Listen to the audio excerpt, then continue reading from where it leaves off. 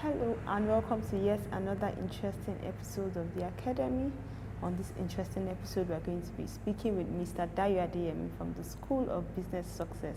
It's great to have you with us on the Academy. Thank you. All right, so could you share with us more about School of Business Success?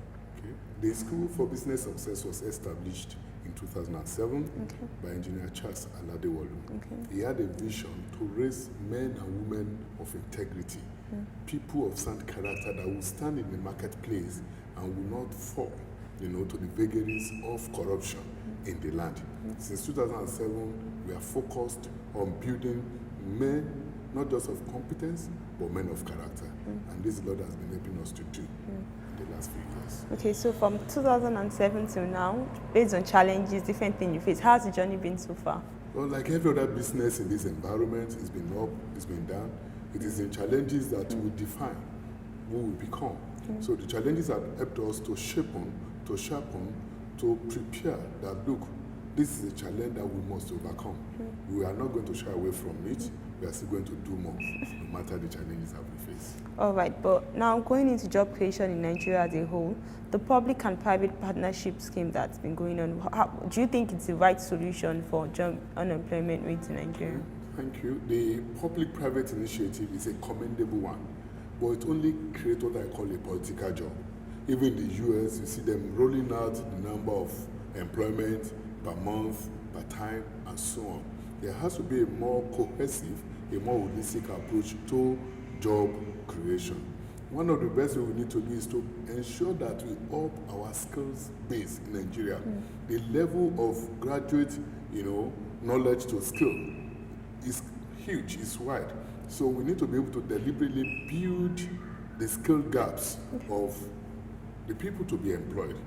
The second thing also is that government policy needs to be consistent to ensure that there is job creation.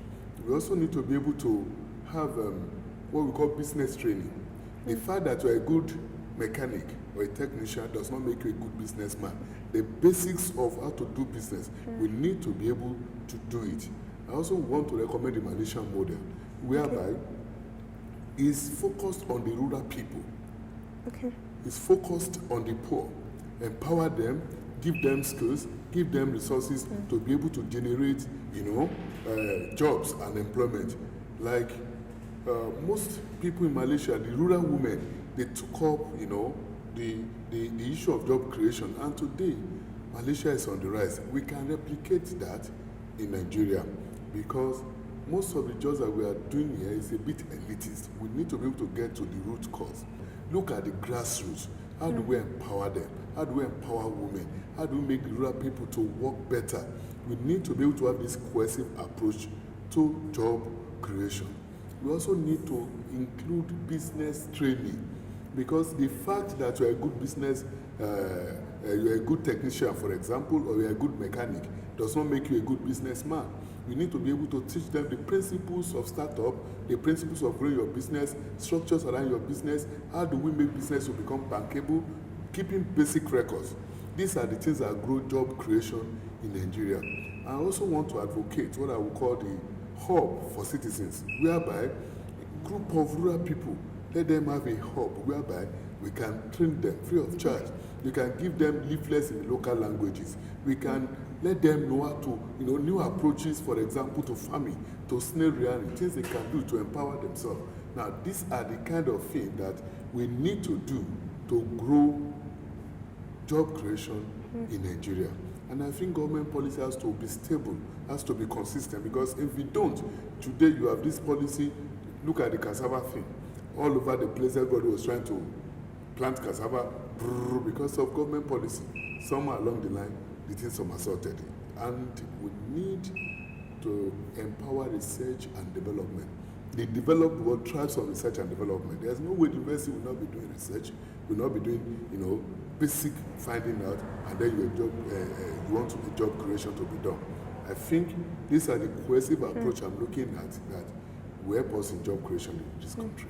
All right, but now I noticed that one of the things you focus on basically in School of Business Success is actually teaching skills. Yeah. But what skills exactly do you take them through, and is the training free or charge, or to what extent? Presently, we are partnering with the NYC SAID. Okay. NYC SAID means NYC Skill Acquisition for Entrepreneur Development. And we are partnering with the Lagos NYC to be able to offer skills that are a bit scarce but needed by the corporate sector. We are teaching them automatic teller machine repair, maintenance and servicing. We are also teaching them conduit wiring, because the parent company for SBS is an engineering company. We are teaching them, how to handle basic machines, how to repair big generators and stuff like that. That is our own contribution into skill creation. However, beyond that, we also bring in entrepreneurs here.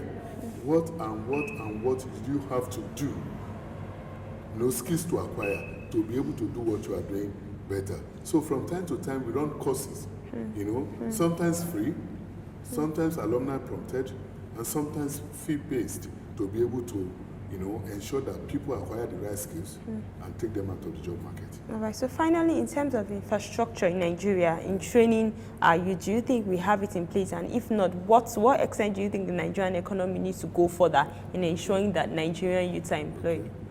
My understanding of that question is basically two. One, do we have infrastructures for training to be able to do it properly? Yes, we do. If you look at the River Basin Development Authority, the whole essence from government is to be able to say, let people have hands-on experience right on the river basin. If you look at the AMTI Rural Management Training Institute, it's for people to go to. We have it. The challenge is implementation. So in terms of training infrastructure in Nigeria, honestly, it is there. It is translating that training to practicable results. That's our challenge. And that takes us to the issue of infrastructure generally in the country. Honestly, the infrastructure in Nigeria can be improved upon. And I keep saying, if we have the infrastructure, they will not call it developing nation. It's because we are developing, that's why we are looking for infrastructure. Government is trying its best, but all of us need to partner government to be able to make things work. Because most of the time, when it comes to infrastructure, it's citizens who vandalizes. You can go and look at them. I'm not saying government has tried enough, but I'm saying that in terms of infrastructure, first and foremost, citizens must take responsibility for that. In terms of energy, the government must also ensure that power works. We also need to be able to, look at the harsh environment. It's not just about the infrastructure per se. The environment is harsh. The cost of doing business is high. You need to pay 2 years rent. You need to pay for your telephone. Somebody can tell me, sorry, it's not necessary that you have a business office before you start. I agree with them. But sorry, it also enhances your business. When you have somewhere to go in the morning, you have somewhere customers can meet you, you have a conditioned environment you can do business.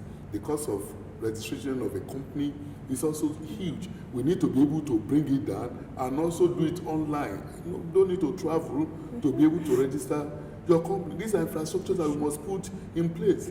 Also, we are looking at hotspots. There's no way businesses can survive without hotspots. This is an information age. You are from web TV. You'll be surprised that for me to watch this webcast, the thing keeps buffering and you are paying huge amount of money. Government can please replicate what is working elsewhere and transfer it. These are the infrastructure that we are looking at to make entrepreneurship to work in Nigeria. And if there is no focused approach to making this basic, I know electricity is key, but there are other things we need to look at. Give incentive to people bringing in solar power. Give incentive to people doing inverter. Let's decentralize the thing. Let's bring in wind energy. A lot of options are available in the country. We don't need to do a turbine every time. These are the kind of things that government needs to stimulate for entrepreneurs to truly thrive. And it's going to, if we don't do it, the journey will be longer, but I'm sure we'll reach them. Thank you very much, sir. It's been a wonderful time with you. Thank you very much, and that'll be all on the Academy for today. We've heard Mr. Dayo Adeyemi. It's been an interesting one on job creation as well as skill acquisition for our youth in Nigeria.